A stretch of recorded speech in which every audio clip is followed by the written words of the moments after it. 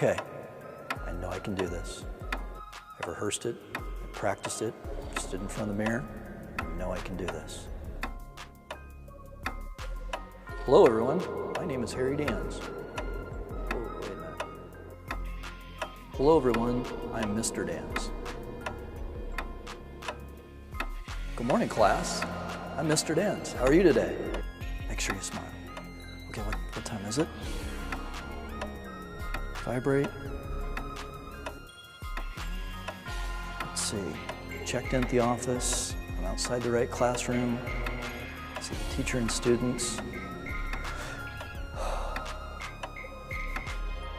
Okay, shirt straight, look good, okay. I'm ready to go do this, let's go.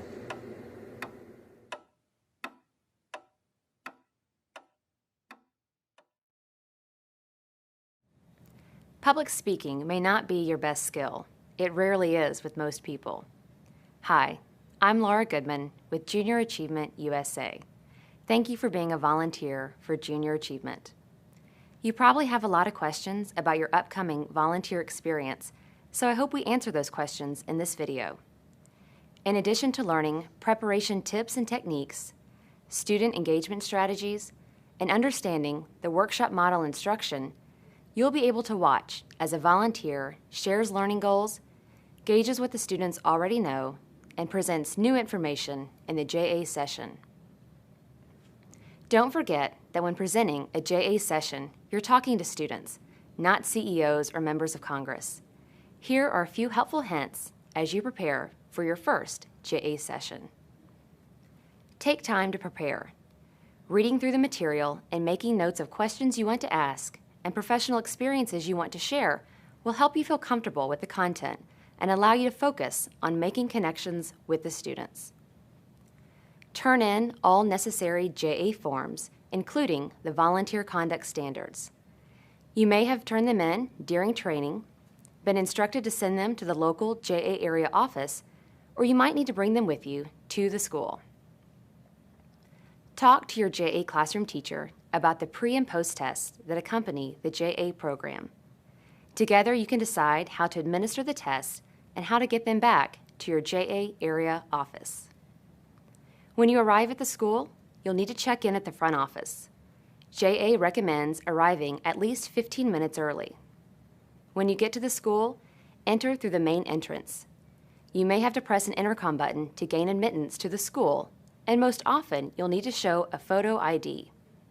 Some schools, especially high schools, may require you to check in with the security desk. Be sure to wear a name tag, especially if the school provides one. Make sure you've brought along your JA kit of materials. Check to make sure your guide for volunteers and teachers is in the kit, along with any notes or ideas you've written down. You'll want to give your classroom teacher the other copy of the Guide for Volunteers and Teachers so they can follow along and plan their lessons accordingly. While it's normal to be nervous, remember that students love visitors. This is a change from their normal routine, and they will be glad to have you, your time, and experience in the classroom. Remember, your classroom teacher is always there to assist you. Ask for their assistance anytime you need it. And smile. If you forget what you were about to say or you lose track of time, take a breath and get back on track. You're volunteering, not interviewing for a job. All right, class, give me 5. Great. We have a very special visitor today. Does everyone remember me telling you about the volunteers from Junior Achievement who will be coming to our class? Yes. Great. Well, our JA volunteer today is Mr. Dans, and he is here to talk to you about Junior Achievement. I want you to give him your full attention. Remember to raise your hand if you have to answer or ask a question. And remember, don't talk to your neighbor. Okay? They're all yours, Mr. Dans. Great, thank you very much. Good morning, class. Good morning. How's everybody doing? Good. All right, we're having an exciting day talking about Junior Achievement. I'm Mr. Dans, and I'm a volunteer from Junior Achievement. Can anybody, to start off with, can anybody help me with what the definition of volunteer might mean? Let me see. Olivia. I think if you volunteer, it means you do something without getting paid. That's exactly right. Great definition. If you're a volunteer, it means you do something without getting paid. And I'm very fortunate because I work for a company here in the city. That's Good HR. We're a recruiting firm, and they allow me to take time away from the office to come spend the day with awesome students like you guys and to talk about junior achievement. So that's Good HR. What do you think the HR might stand for? Any ideas? Yeah, a little confusing. It stands for Human Resources. And what that means is we help people with career placement. Any ideas on what career placement might mean? Olivia again. Does it mean that you're in charge of business in our town? That's close. I do work with a lot of people and get to know and meet a lot of different people, but not exactly right. Any other ideas maybe on career placement? Max? You get to help others find jobs. That's exactly right. Great answer, Max. We work with organizations and companies in our city and helping them find employees, and we help the employees who are looking for new jobs, working with them and making the match. It's a great job, but I have to tell you, a lot of days it's really difficult. I really don't know what I want to do with the job yet, but Mr. Dan's job sounds pretty cool. It's intimidating to a volunteer to come in and lead a group of 25 active students. I know how valuable the junior achievement experience is and how beneficial the information is to my students. I never pass up the opportunity to have JA in my classroom. These volunteers inspire my students, and there's nothing better than that. 30 sets of eyes, all staring at me. I was so nervous, but that all went away pretty quickly. I had to make sure they understood what a recruiting firm was. I hope I did okay, but really, it was a whole lot of fun. It's never as bad as it seems. Classroom experiences are usually a lot of fun. So remember, set a positive tone. Be friendly, happy, and open to questions. Have fun and smile. It translates directly to the class. Consider the age group of students when sharing your professional title. Some groups may need a little explanation to understand exactly what you do. Remember that your classroom teacher is your partner. Don't hesitate to ask for assistance with setup or support when needed. All right, class, let's get started. Today's lesson plan is Am I an Entrepreneur? And I'm very excited to be here and talk about this one because actually I am an entrepreneur. So today's lessons plan, we're going to learn about regions that contain resources and how entrepreneurs use those resources to make and sell goods and services that people want and need. Earlier you probably saw me, I wrote up on the board, entrepreneur. As you can see, it's a very long word and a very difficult word to spell. So show me with a sign of thumbs up. How many of you heard the word entrepreneur before? Okay, great, a lot of you. Now, who wants to be brave and try to help me with the definition of entrepreneur? Now that we have discussed and defined these three terms, let's do a project and see how these terms work together.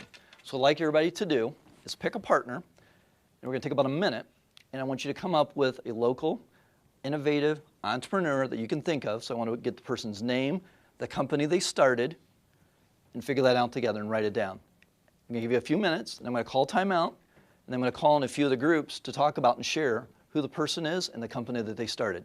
So let's go get started.